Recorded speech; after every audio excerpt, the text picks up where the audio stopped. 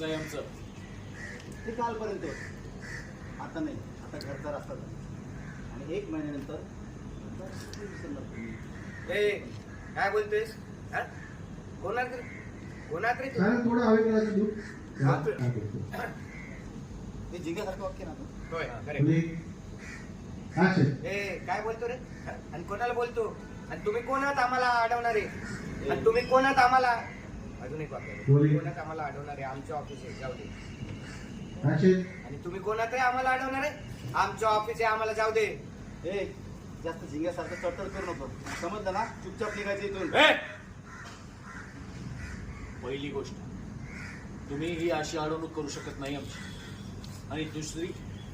आणि दुसरी गोष्ट म्हणजे आम्हाला 1 महिन्याची नोटीस मिळाली, त्यामुळे वेळ आहे आमच्याकडे, तेही 1 महिन्याचा.